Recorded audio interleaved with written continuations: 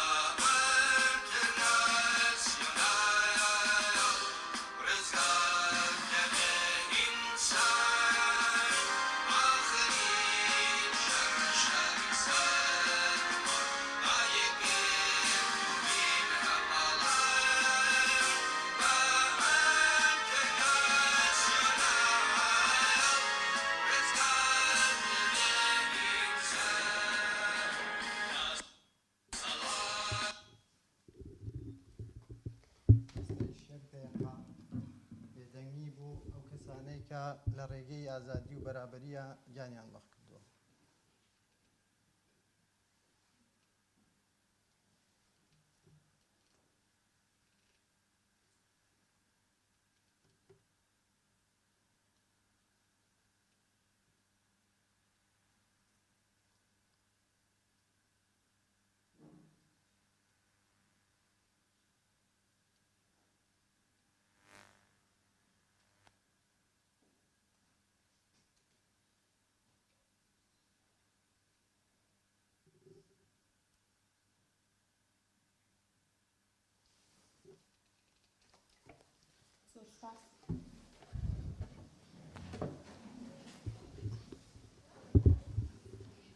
ئەم جارێتر ئێستا داواکەین لە هاوڕێ ئیبراهیم فەرموون بۆ پێشکەشکردنی قسە و باسەکانیان. ئامادەبوانی بەڕێز سڵاوم هەیە لە خزمەتەموتانداوە، زۆر سپاسان دەکەم بۆ بەشداریتان لەو کۆڕەدا. ئەمڕۆ ئەو ساتە وەختەی کە ئێمە ئەو کۆبوونەوەی تدا بەڕێوە دەبین ساتە وەختێکی مێژوویە، ینی ئێمە هەمومان شانازی بۆەوە دەکەین کە لەو سەردەمەدا دەژین. سەردەمێکە کە دەتوانم بڵم لەوانەیە هەر 50 ساڵ 100 ساڵ گەلێک ساڵ زیاتر لە مێژووی خەڵکی وڵاتێکدا منتەقەیەک لەو دنیادا دووپات دەبێتەوە. ئەمە ڕووداوێکی ئاسایی نییە. ئەم جۆرە کۆبوونەوانە لەو وەختەدا کۆبوونەوە گەلێکی ئاسایی نین. ئەمانە بەشێک لە مێژوویەکن کە خەریکە وەرەقێکی وەرەق لێ دەدرێ و سەفحەیەکی تازە لە ژیانی خەڵکی وڵاتێک خەڵکی منتەقەیەک و حتا دەتوانم ئەگە زیادەڕۆیی نەبێ لە ژیانی خەڵکی ئەو جەهانەدا وەرەق دەخوا و هەڵدەدرێتەوە. ئەمە ڕۆژگارێکی زۆر مهمە. ئەوەی کە ئێستا لە ئێران لە گۆڕەدایەوە ئەو شۆڕشەی کە بە خوێنی کچان و کوڕانی لاوی شۆڕژێری ئەو وڵاتە ئاودێر دەکرێ زۆر لە سنوورەکانی کوردستان و ئێران و ئەوانە تێپەڕ دەبێ و هەتا ڕۆژهەڵاتی ناوەڕاست تێپەڕ دەبێ و کاردانەوەکانی جیهانی ئەوانە بەڕاستی وشەگەلێکی ئێغراقامیز نین، ئەوانە واقعین هەموو. دنیا سەرسامە بەو حرەکەتەی کە لە ئێراندا دەستی پێکردووە. ئێمە لە وڵاتێکا دەژین کە ڕژیمێک تێیدا لەسەرکارە کە سێ خصوصیەتی هەمزەمان هەیە. هەم ڕژیمێکی سەرمایەداریە، هەم ڕژیمێکی مەذهەبی ارتجاعیە و هەم ڕژیمێکی نظامیە. هەر کام لەو خصوصیەتانە سەرمایەداری بوونی، مرتجع بوونی و مەذهەبی بوونی و هەروەها نظامی بوونی زەرفیەتها و تواناگەلیشی پێدەبەخشێ کە جوانانی ئەو وڵاتە، خەڵکی ئەو وڵاتە، کرێکار و زەحمەتکێشی ئەو وڵاتە، خەڵکی ستەملێکراوی ئەو وڵاتە بەگشت هەر سێکی ئەو خصوصیەتەدا چوون. ڕژیمێکی سەرمایەداریە لەبەرەوەی کە ئەو زەرفیەتەی هەیە کە دەتوانێت بسازێ دەگەڵ سەرمایەی جیهانی، دەتوانێت بسازێ دەگەڵ بەرژەوەندەکانی سەرمایەی ناوخۆیی، دەتوانێت بسازێ دەگەڵ بەرژەوەندەکانی سەرمایەی منتەقەی. ئەو زەرفیەتەی تێدا هەیە و ئەوە لە ناخیدایە. ڕژیمێکی ارتجاعی مەذهەبیە کە توانای بەسیج و هاندانی دەمارگشترین و متعسبترین کەسانی لەو وڵاتەدا هەیە و دەتوانێت هێز و توانای خۆی بۆ سەرکوتکردن لەسەر بناغەی وەها نفوزێک لە ناو خەڵکێکی کە بەم جۆرە تووشی ئەو دەمارگژی و تعسوباتی مەذهەبیان لەسەر ئەوە بنا بکە. ڕژیمێکی نظامیە لەبەرەوەی کە ئێرانی وەکو پادگانێکی نظامی لێ کردووە. سپای پاسداران، ئەرتەش، هێزە جۆراوجۆرەکانی سەرکوت هەموو ئەوانە لە ئاسی دنیادا تەنەووعیان و تەجهیزیان و ئیمزەرفیەتیان بۆ سەرکوتکردن دەتوانم بڵێم بێنەزیرە. جا ئێمەمانان یا جوانانی ئەو وڵاتە، خەڵکی ئەو وڵاتە بەگشت وها ڕژیمێکا چوون و تا ئێستاش تێپەڕبوونی دوومانگ نیشانیاندا کە لە واقعدا ئێمە دەگەڵ ئاخێزێکی جەماوەری، دەگەڵ ئەترازاتێکی جەماوەری تەنیا بەڕۆڕوونین، بەڵکە بەڕاستی شۆڕشێکە دەستی پێکردووە. شۆڕشێکە کە زۆر بە زوویی و هەر لە ئێستاشەوە نیشانەکانی دیارە هەموو ڕۆژهەڵاتی ناوەڕاست دەگرێتە ژێر کاریگەری خۆی. ئێمە هەمومان لەبیرمانە وەختێک کۆماری ئیسلامی ئێران، ئیسلامی سیاسی لە ئێران هاتە سەرکار، سیمای سیاسی کولی ڕۆژهەڵاتی ناوەڕاستی گۆڕی. هەموو ئەو دیاردانەی کە دوایی دیتمان لە داعشەوە تا دەگاتە تالبان، تا دەگاتە ئەوانی کە 2000 پەیدا بوون، حزب الله لە لوبنان کە بەتە بوو پێشتر، بەڵام لەو دۆرەدا هێز و توانای گرت و هەموو هێز و جەریاناتی مرتجعی مەذهەبی لەو منتەقە، حەماس و جیهادی ئیسلامی و هەموو ئەوانە لەژێر سێبەری ئەو ئیسلاح موقعیەتەی کە ئیسلامی سیاسی لە ئێراندا پەروەردەی کرد هاتنە ڕوو. ئەوەی کە ئێستا دووپات دەبێتەوە بە پێچەوانەکەیەتی، بە پێچەوانەکەی ئێمە دەگەڵ ئەو موقعیەتە بەڕۆڕووین کە ئەم شۆڕشە بەرەو ئەوە دەچێت هەموو ئەو معادلاتە بگۆڕێ، هەموو ئەو معادلاتە لە ڕۆژهەڵاتی ناوەڕاست بگۆڕێ. تەئسیر دەکاتە سەر ئەوەی کە لە لوبنان لە جەریاندایە، کاریگەری دەکاتە سەر ئەوەی کە لە فەلەستین لە گۆڕەدایە، کاریگەری دەکات سەر ئەوەی کە لە عێراق لە گۆڕەدایە، ئەوەی لە ئەفغانستان لە گۆڕەدایە، هەمووی ئەوانە و تا ئێستا ئێمە نیشانەکانی دەبینی و حتا دەتوانم بڵێم ئێستا ینی ئەو حرەکەتەی دەبینین، ئەو کاردانەوەی کە بەرچاوی هەمان هەیە لە وڵاتانی ڕۆژاواییش لە جگایەکی وەکو ئوروپا لە هەموو ئەوانە دەبینی. ینی ئەو شۆڕشەی کە بە خوێنی لاوانی ئەو وڵاتە ئاودێر دەکرێت شۆڕشێکی سیاسی گەورەیە. بۆیە ئەهمیەتی هەیە ئەم نەوعە بەشداریکردنەی ئێمەمانان و ئەهمیەتی هەیە هەر کەس بە هەر نسبەتێک کە دەتوانێت دەور و نەخشی هەبێ و ئەو شانازیە بۆ خۆی تۆمار بکە کە سەهمێکی هەبووە لە بەرەو پێشبردننی ئەو خەبات و ئەو شۆڕشەدا بە هەر نسبەتێک کە بووە.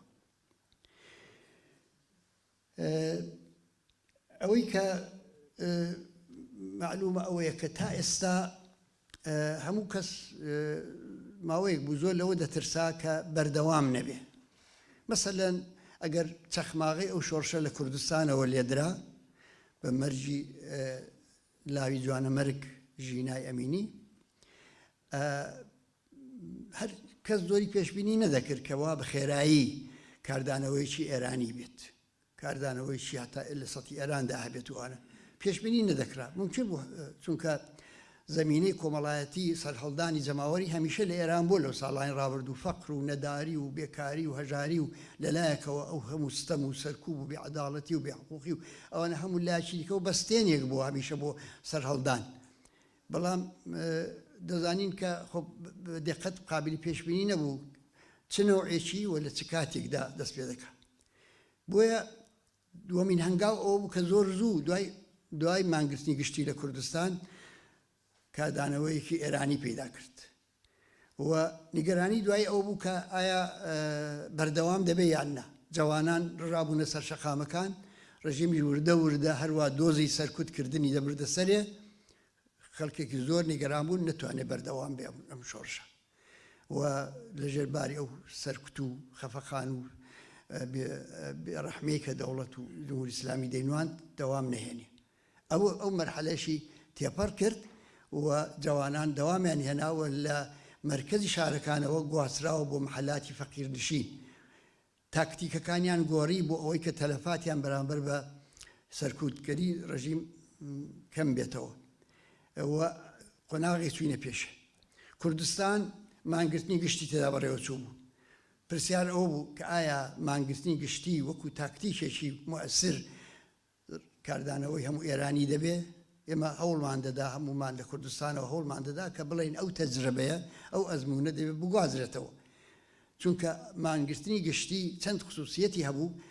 کە دەبوایە دەرسی لێوەربگیرەوەی لە کوردستان بوو. یەکێکیان ئەوە بوو کە هەموو ئەو خەڵکەی کە ئەحساسیان دەکرد کە دەبێت سەهمێکیان هەبێت لەو خەبات و سەرهەڵدانە و خۆیان بە قەرزداری ئەو جوانانە دەزانی کە لە مەیداندا بوون، هەموو ئەو خەڵکە فرسەتێکیان بۆ هەڵدەکەوت کە لە ڕێگایەکی ئاسانتر و کەم دەردی سەرتر ئەدای سەهم بکەن و بەشداری تێدا بکەن. ئەمە خصوصیەتێکی بوو. خصوصیەتێکی دیکەی ئەوە بوو کە جەماوەری بوو، یعنی ڕژیم نەیتوانی بڵێ ئەوە ژمارەیەک جوانی ئەحساساتی یا هەڵخرەندراو یا اختشاشگەر یا ئەمانن. ئەمە وەکو ڕێفراندۆمێک وا بوو کە هەموو خەڵکی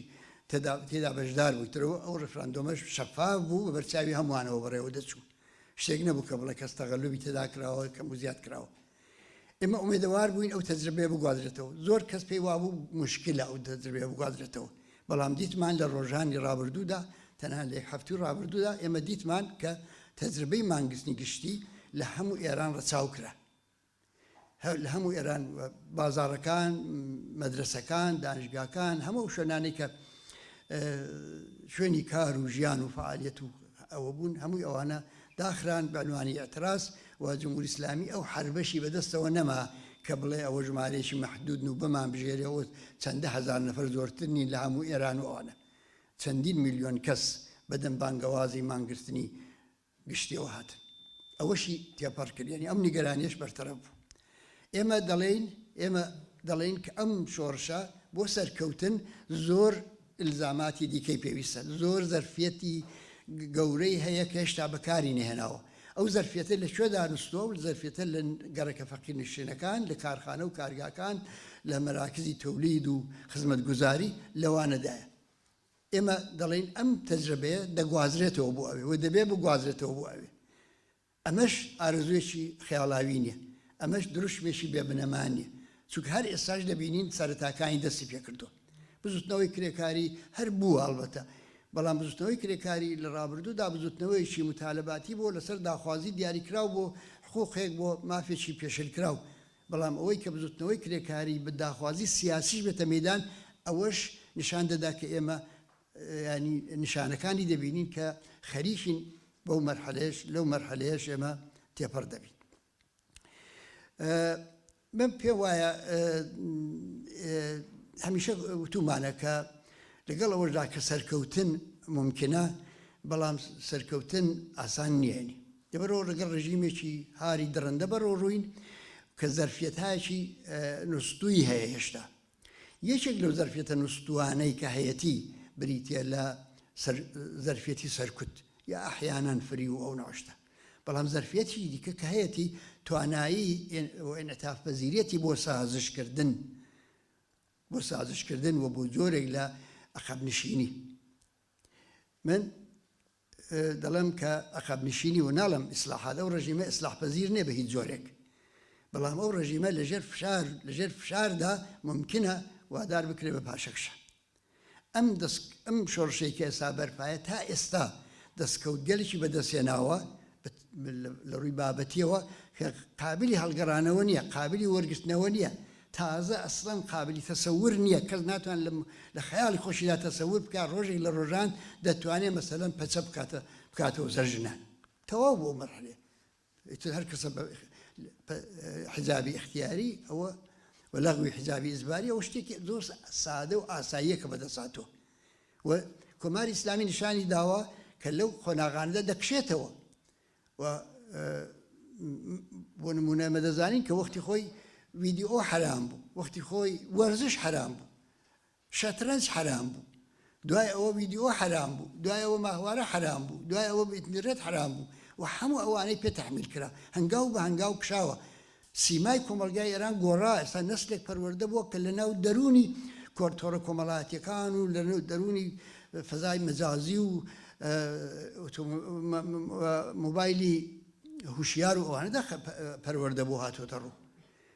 تر ئەوە هیچ لەگەڵ ناکرێت ئەوە خواستی جمهوری ئیسلامی نەبوو سیمای کۆمەلگای ئێران هەر ئەوە نییە کە 40 ساڵەوە پێش 43 ساڵەوە پێشەوە ئەمە کە دەڵێم لە هەمان کاتدا کە زەرفیەتێکە بۆ عەقەبنشینی دەبێت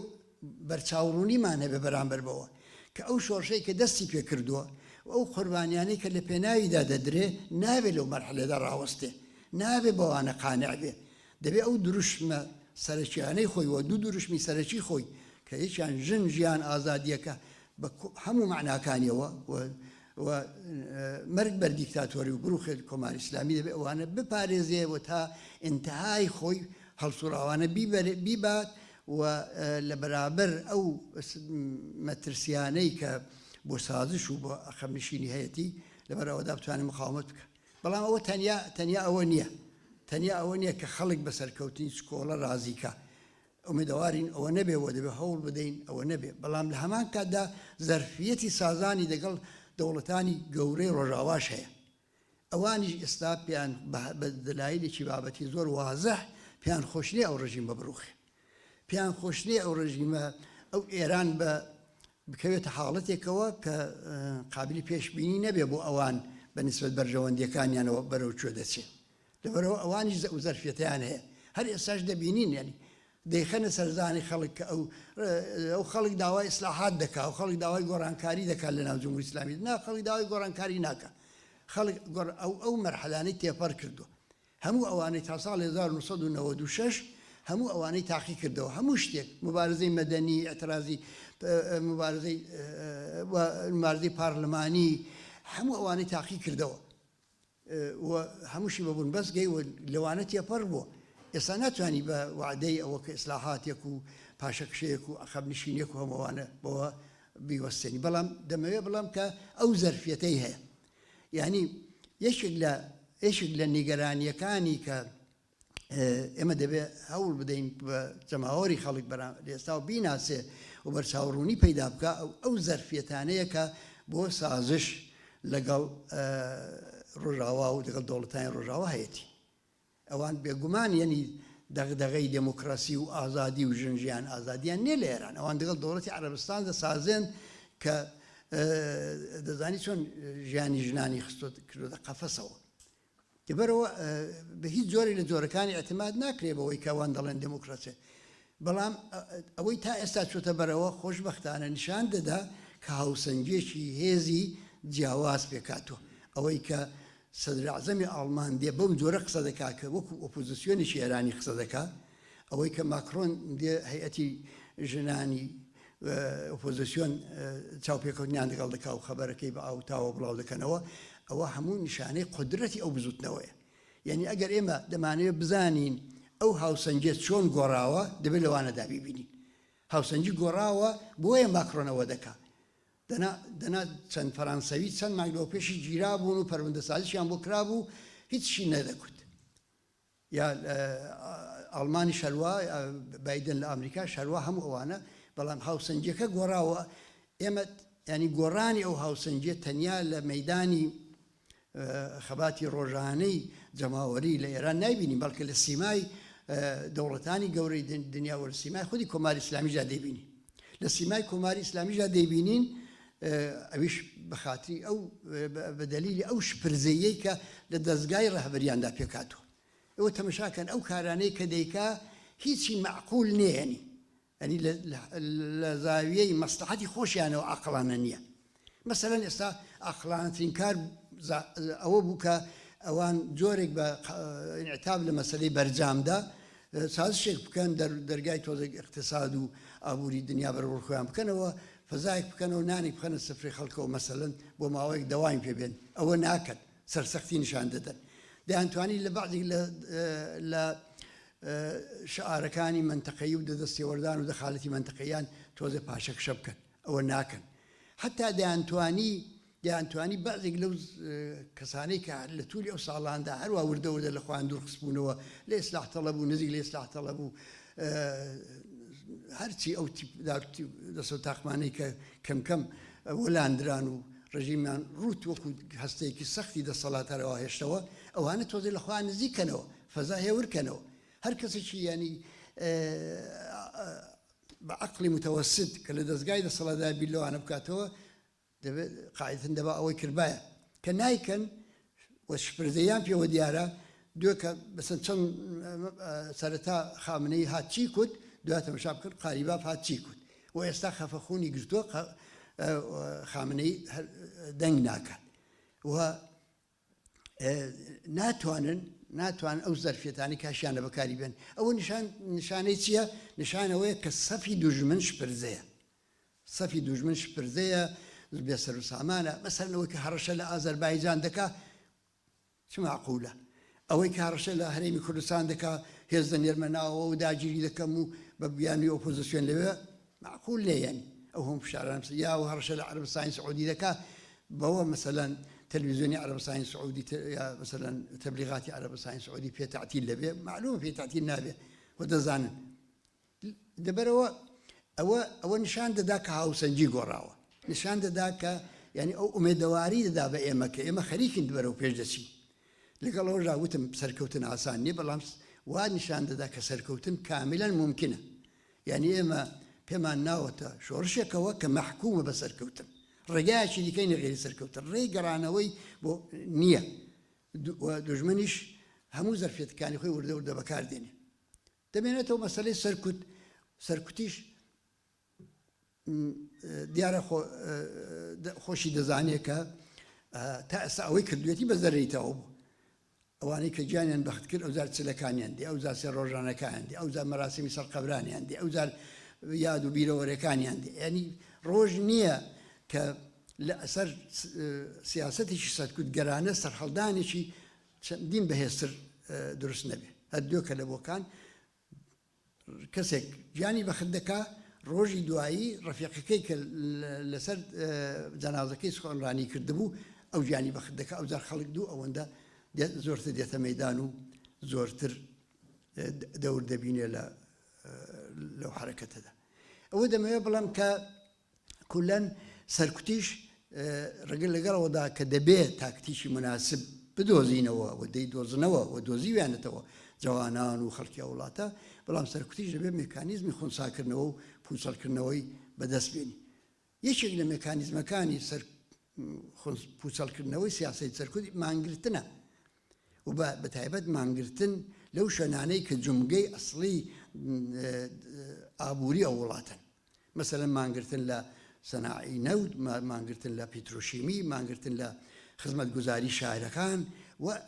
ئەو مەیدانانە. و ئەوانە ئیتر جمهوری ئیسلامی هیچی پێ ناکرێت لە بەرابەریدا. خۆ بۆ مانگرتنیش دەبێت مەرزوماتی فراهم بکەین، دەبێت بزانی مەوانع چێ لەسەر ڕێگای ئەوەی کە معلومە هەر ڕۆژەی تەجربەیەکی تازە پەیدا دەبێت، هەر ڕۆژەی فرسەت و مەجالێکی تازە دەکرێتەوە. پێم وایە کە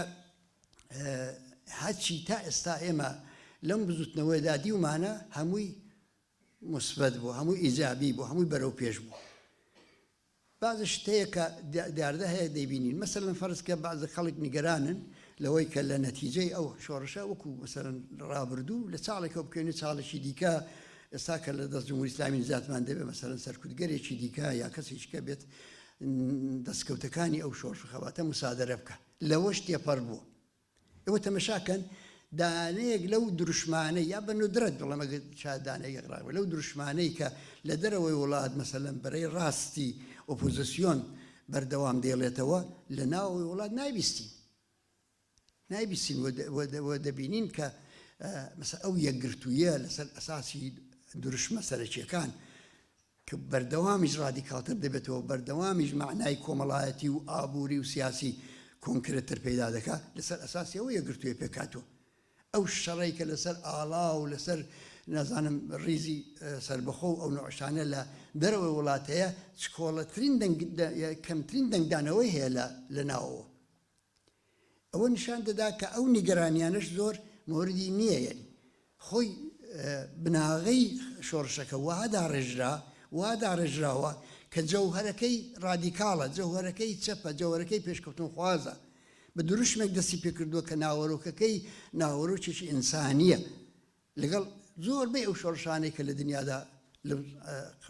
ئەسرەدا دیمانە تەواوەن جیاوازی هەیە. ئەمە نیشان دەدا و نیگەرانیەش زۆر موردی نییە. نیگەرانی ئەوەیە کە بەدیلی ئەو ڕژیمە دەبێت بچی، بەدیلی ئەو ڕژیمە لە ئیدامەی ئەو شۆڕشەدا ساغ دەبێتەوە. ئەگەر بتوانن ئەم شۆڕشە لە نەوەڕاستیا بقرتێنن، سازشێک بە سازشێک بیکەن کە من پێم وایە ئەو سازشە تەنیا ممکنە سازشێک بێ بینی جناحێک لە ناوخۆی ڕژیم لەگەڵ جناحێک لە ئۆپۆزیسیۆن لە دەرەوەی وڵات کە دەبێت ئەوە وریابین، ئەوە ئیمکانێکە. ئەگینا ئەوەی کە ئۆپۆزیسیۆنی دەرەوەی وڵاتی ڕاستڕە و بە کۆمەژی غەرب بتوانێ ئەو شۆڕشە مسادرە بکە و کۆنتترۆلی بەدەستەوە بگرێ تقریبەن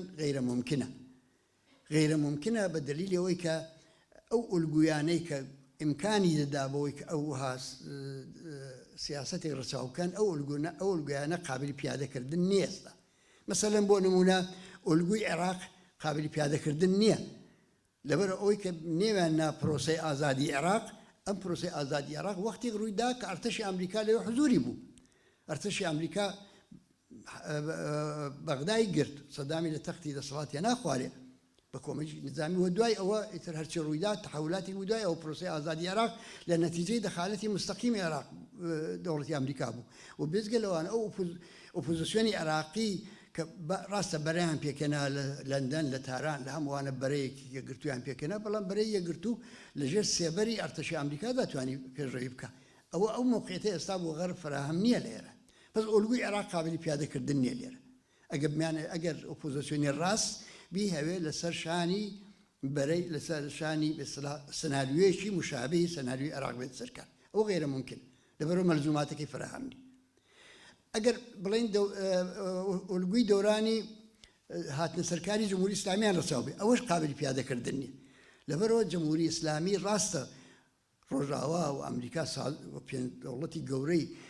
ئەو وەختە سازشیان کرد و لە کۆنفرانسی گوادۆرب ساغ بوونەوە لەوە سەرەوەی پشتیوانی نیشانەکەن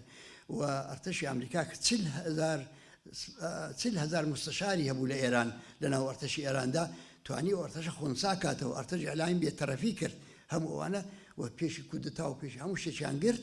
ئەوە لەلایەکەوە زەنی پشتیوانی غەربی بوو لە پشت بوو، ئێستا ئەوەیان نییە، ئێستا ئەو زەرفێتیان نییە و بێزگە لەوە زەرفێتیش کەشیان نییە. ئەویش ئەوەیە کە ڕژیمی ئیسلامی خۆین ئیسلامی لە حەواوە نازڵ نەبوو، لە دەرونی ئەو وڵات دەرونی ئەو وڵاتە هەڵخوڵی. ئەمە دەزانین کە ئۆپۆزیسیۆنی شیعە یا بڵین شیعەی سیاسی دەوڵەتێک بوو لەناو دەوڵەتدا مزگەوتیان هەبوو سەهمی ئیمام و خمس و زەکاتیان هەبوو کادریان هەبوو بە پانایی هەموو ئێران لەسەر هەموو کوچە و کۆڵانی مزگەوتێک دامەزرا بوو مەلای ئەو مزگەوتە لایەنگر و مۆبەلیغیان بوو مڕەویجیان بوو پوڵیان هەبوو لەسەرەوە و پوڵە دەهاتە لە خوارەوە دەهاتە سەرەوە و خەرج کۆ دەبووە لە سەرشەوە دەهاتە خوارەوە خەرج دەکرا بۆ ئیمامزادە بۆ حقوقی مەلاکان لە ڕەمەزانە لە ماجی حەرەم لە هەمووانە ئەوە تەشکیلاتێکی دروست کرد بوو حیزب الله شتێکی واقعی بوو یعنی ئەمانە لەسەر ئەساسی تەشکیلاتی واقعی بەڵام ئایا مەسەلەن بەرەی ڕاست لە ئێرانە و تەشکیلاتەی هەیە هیچ نابینین ینی نیشانەیەک نابینەوە ناتوانن بەهێزی تەشکیلاتی خۆیان بە فەرمانی خۆیان یەک ئیعتیساب بخەنەڕێ یەک ئیعتیساب تەنانەت دەزانین وەختێک ئیعتیسابی مانگرتنی گشتی لە کوردستان ڕوویدا ڕەزا پەهلەوی وتی عەزای عمومی جورئەتی نەکرد چونکە دەترسالەوە کە نەیدەزانی ئەسڵەن نەتیجەکەی چ دەبێت وەڵا عەزای عمومی هیچ نەتوانی بڵێ کابرا لە ماڵی خۆی عەزای گرتو بەڵام ئەگەر بانگەوازی پشتیوانی لە بانگەوازی مانگرتنی گشتی کرد با چونکە ئەعتیماد بە نەفسیان نەبوو کە ئەو کۆمەلگای جوابیان بدرێتەوە ئەویان نەدا دەمەوێت بڵم کە ئەم نیگەرانیش زۆر لە جێی خۆی نییە ئەگەر ئەم شۆڕشە ئەم ڕەوتەی کە تا ئێستا گرتوویەتی بەر هەر ئاوا بچێتە بەرەوە ئەوە وردە وردە لە دەرونی خۆی بەدیلی خۆشی دروست دەکات هەر ئێستا دەبینین نیشانەکانی دەبینین ئەوەی کە مەسەرەن لە بەعض شوێنێک شورای محلات دروست دەبێت کۆمیتەهای محلات دروست دەبێت ئەمانە ممکنە بەعضیشیان دەستکرد بن یا لە دەرەوەی وڵات هەموو لانسە کرابن بەڵام بەشێکی زۆریان ئێمە ئاگاداری واقعین یانی وەخەریکن دەیەک لە ڕەهبەرانی ئەو بزوتنەوەی کۆمەڵاتیەکە دێنە ڕوو چێهرەکانیان لە تۆڕە کۆمەڵاتیەکان وردە وردە دەردەکەوێت و دەیان بینین خۆیان دەشارنەوە خۆیان لە ئەوەی دوژمن تعقیبی دوژمن دەپارێزن بەڵام جورئەتی ئەوانەی خۆیان دەرخەن ئێستا وکەلای دادگستەری ئێستا پزیشکانی شۆڕژێر ئێستا شورای معلمان شورای کارگەران هەموو ئەوانە بە ناونیشانی خۆیان و بە ئادرسی خۆیانەوە بەیانیە دەدەن وەوە یان نیشان دەدا ئێمە بەرە خەریکین نزیک دەبینەوە لەوەی کە ئەم شۆڕشە لە دەرونی خۆیدا بە دیری خۆی پەروەردە بکە چی دێتە جێگا ئەگەر ئەوە بچێتە پێشێ خب دموکراسیەک پەیدا دەبێت یعنی شرایطێکی دموکراتیک لە ئێران تەحمیل دەبێت بە هەر بەو نظامە یا دوای ڕوخانی شرایطێکی دموکراتی پێ کە خەڵک سێحەبی دەنجی خۆی دەبێت کە سێحەبی دەنجی خۆی بوو ئیتر کەس ناتوانێت ڕێژیمێکی بەسەردا تەحمیل کە ئێستا ئەو شتانەی کە بە ناوی دەورەی گوزار و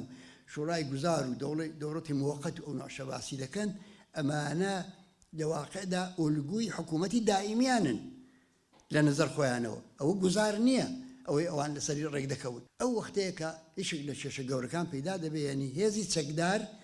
چەکداری ئۆپۆزیسیۆنی کورد دەورێکی گرنگ پەیدا دەکات ئێستا دەورێکی فەرعی هەیە ئەگەر خەباتی جەماوەری شارەکانی کوردستان ڕزگار بێ ئەو دەورە فەرعی ترش دەبێتەوە هەر وەکو ئەمە لە ساڵی 1950 دیتمان شارەکانی کوردستان ئازاد کران بەبێەوە کە هیچ هێزی چەکدار مداخەلە بکە دوای ئەوە بۆ پاراستنی دەستکەوتەکان بوو کە هێزی چەکدارمان پێکێنە ئەگەر ئەو پرۆسی ئاوا نەچێتە پێشێ لەو سوورەتەدا دەبێت ئێمە بۆ ئەوەش پلانمان هەبێ و پلانی ئێمە بۆ ئەوەی کە کوردستان نەکرێتە گۆمی خوێن و جمهوری ئیسلامی نەتوانێت بە چێش بە دنەدانی کێشە و ئختلافاتی ناوخۆی حیزبەکان بە تەفرەقە ئەندازی بە هەر شکڵێکی دیکە یا خۆیان بە دەلیلی بۆ چوون و سیاسەتی خۆیان تووشی ئەو ڕەوتە بن دەبێت لێستا و فکری بۆ بکەین فکرەکەش ئەوەیە کە دانیشین قسە بکەین لە حاڵەتهای زۆر بیر بکەینەوە مەسەلەن لەم ماوەیەدا ئێمە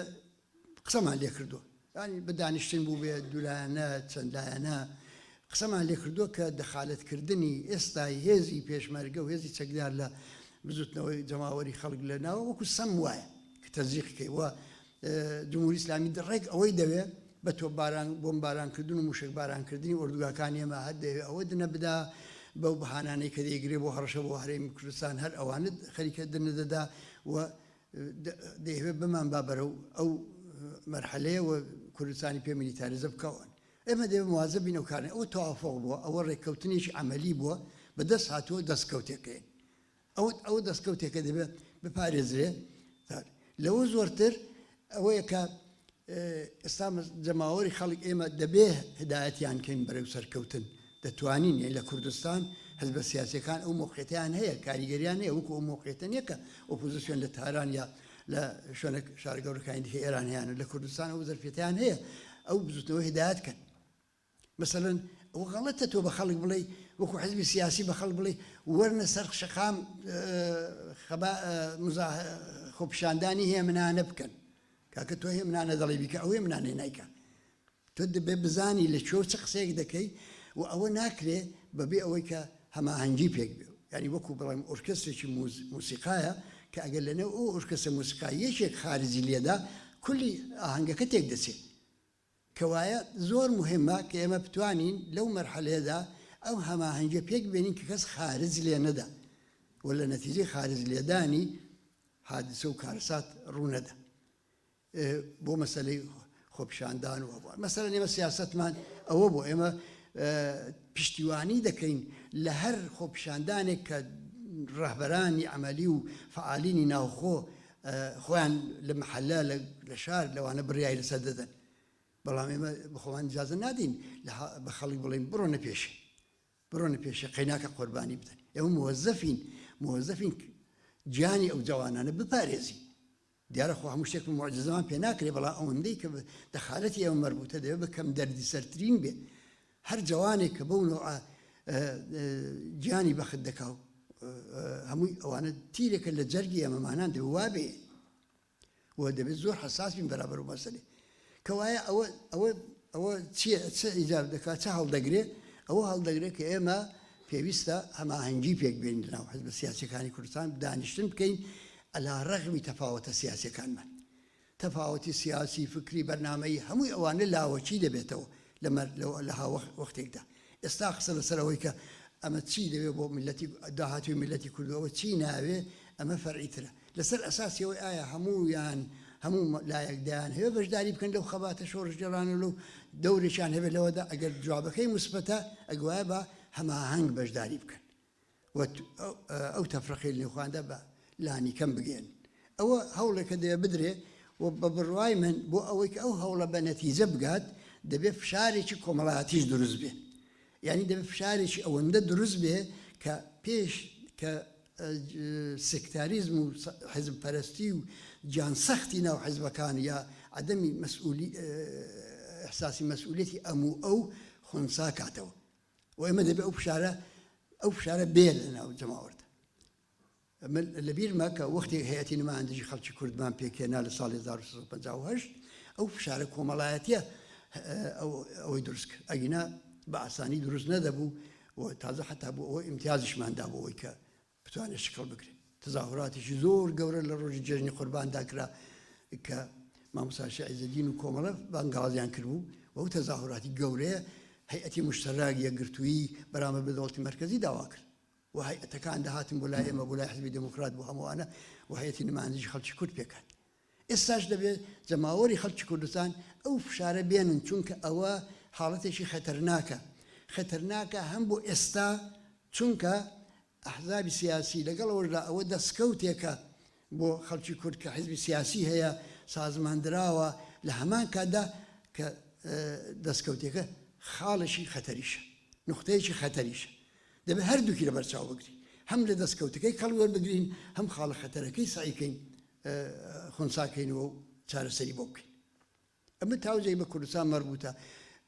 پێشرەفت بووە لەو مەسەلەیەدا ماگرتنی گشتی بەیەکەوە دراوە هەموو ئەوانە بەڵام هێشتا ناهەماهەنگی هەیە هێشتا جارێ ئەو مقاومەتە گیانسەختەی کە بەرامبەر بە جۆرێک لە هەمکاری و هەماهەنگی هێشتا ئەو مقاومەتە گیانسەختە هەر وجودی هەیە و ئێمە ئومێدوارین لە ڕۆژان و مانگی مانکانی ئایندەدا بتوانین لەو زەمینەشدا سەرکەوتوین بەدەست بینی دەر هەر حاڵ ئەوەی کە من دەمەوێت ئێستا لە کۆتاییدا بیڵێم ئەوەیە کە ئێمە وەکو حزبێکی سیاسی یا وەکو خاوەن کە خۆمان بە خاوەنداری شۆڕشێکی گەورەی سیاسی لە ئێران دەزانین ئێمە هەر نابێ شعاری نابود بێ و بڕوخێ سەر بین دەبێت شعاری بیناکەریش مەترحکەین دەبێت ڕێگای داهاتوش نیشان دەین دەبێت لەو شعاری ژن دروشمی ژن گیان ئازادی لەبێت دەرسی کۆنکرێت وەربگرین یعنی دەبێت بە خەڵک نیشان بدەین کە ئەو نظامە ئیجتیماعی کە دێتە سەرکار چەندین هەنگاو لە هەموو شتێک لە هەموو شتانەی کە تا ئێستا لە ژیانی خۆیان یا حتا لە ژیانی لە تەجربەی خەڵکانی دیکەش دنیادەوە بانترە دەبێت ئەو سیمایان نیشان بدەین دەبێت بەرنامەی ئیسپاتی خۆمان ئێمە بتوانین بەرین لێو خەڵک بۆیە ئێستا زۆر مهمە کە هێزی چەپ و ڕادیکال بڵێ چی دەوێت بۆ دوا ڕۆژ یعنی ئەمە تەنیا ئەوە نییە کە بڵین ئەو ڕژیمە دەبێت بڕوخێ ڕاستەوە هەمومان متتەفقین لەگەڵ ئەو ڕژیمە دەبێت بڕوخێ بە شێوەیەک شۆڕژجەرانەش بڕوخێ نە لە نچەی بەندوبەست و ئەمەدا ئەمڕۆ ئەو بێ ئەو دەبێت بێ بەڵام لە هەمان کاتدا دەبێت بڵین ئەگەر ئێمە لە پرۆسەی انتخاباتیشی ئازاددا جاو چی انتخاباتە شوراهای سەراسەری بوو چی انتخاباتی پارلەمانی بوو مەجلیسی موەسسان بوو هەرچی بەڵام یەک ئینسان یەک ڕێی یەک ئینسان یەک دەنگ عملی کرد ئەو وەختە ئێمە چمان دەوێت ئەوە زۆر مهمە بۆ ئەوەی کە بتوانین ئێعتمادی جەماوەر بۆ لای خۆمان ڕابکێشین یعنی وەکو لایەنێ وەکو بەرەیەک لەو خەباتە بۆیە لە تەرحی ئیسپاتی بەرنامەی خۆشمان نابێ غافڵ بین ئەوە جهاتێکە کە ئێمە دەبێت بیگرینە بەر و نیشان بدەین کە ئەمە شۆڕشێک نییە خەباتێک نییە بۆ تەنیا بۆ ڕووخاندن بەڵکە خەباتێکە بۆ ژیان بۆ بیناکردن بۆ ئەوەی کە ئینسانەکان سەرۆگەدنێک لە حەزژیانی سیاسیانە و لە حەزژیانی ئابوووریانەوە بەرتە بانتر تەبایی لە نێو خەڵکدا پێک بێنێ عشق و شادی و خۆشەویستی پەرە پێ بدا دەنا جمهوری ئیسلامی تەبلیغی ئەوە دەکا عاشقی مەرگە ئەو ڕیزەکانی خۆی بە مەرگ بە وعدەدانی بەهەشت و مەرگ هاندەدا لە عەلەیهی ئێمە خۆی منات ئێمە دەبێت ڕیزەکانی خۆیان بە وعدەدانی زیندەجی و خۆشەویستی و عشق پەروەردەکەین و ئەوە ناکرێ مەگەر ئەوەی کە چێرەیەکی جیاواز لە دەسەڵاتی دواڕۆژی خۆمان نیشان بدەین ئەمە کورتەی بەحسی من بۆ سەرەتای سمینارەکەمان جا ئێستا نۆبەی هەموو بەڕێزانە کە بێن قسە بکەن